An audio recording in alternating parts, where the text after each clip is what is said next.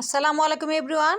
একটু ভিন্নতা নিয়ে চলে এসেছি। যে কোনো ধরনের শাকই আমাদের একঘেয়েমি ভালো লাগে না, তাই এ পর্যায়ে নিয়ে এসেছি পালং শাক। পালং শাকটা আমি ধুয়ে একদম ফ্রেশ করে নিয়েছি, এখন কেটে নেব। পালং শাকটা কেটে নিয়ে চলে এসেছি মিহি করে।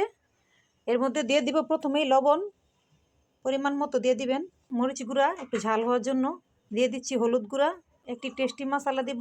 তো অনেক বাচ্চারা এই পালং শাক খেতে চায় না, শাকসবজি খাওয়ানোর জন্য একটু ভিন্নধর্মী আয়োজন। এর সাথে আর একটু স্বাদ হওয়ার জন্য দিয়ে দিব ডিম, দিয়ে দিব একটু বেসন, দিয়ে দিব চালের গুঁড়া, দিয়ে দিচ্ছি ধনেপাতা কুচি, পেঁয়াজ কুচি আর কাঁচামরিচ কুচি। যতটুকু লাগে পরিমাণ মতো বেসনটা দিয়ে নেবেন ডোটা তৈরি করার জন্য। একে একে মিশিয়ে নেবেন নিজেরা পরিমাণ মতো। এখন দিয়ে দিব একটু বেকিং সোডা, একটু ভাজা আইটেম একটু বেকিং সোডা দেওয়ার চেষ্টা করবেন। একে একে ছেড়ে দিচ্ছি, দেখুন বল শেপ বা যে কোনো শেপ আপনারা দিয়ে নেবেন।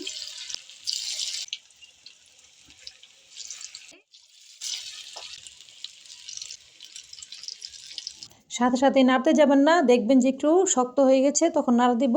নেড়ে চেড়ে উল্টে পাল্টে ভেজে নিচ্ছি, দেখুন কি সুন্দর মচমচে হয়ে গেছে।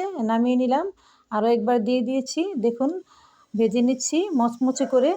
বেকিং সোডার জন্য একটু ফুলে ফুলে গিয়েছে, আর এটা খেতেও যেমন সুস্বাদু আবার একটু মুচমুচেও ভাব হবে, দেখুন এই যে।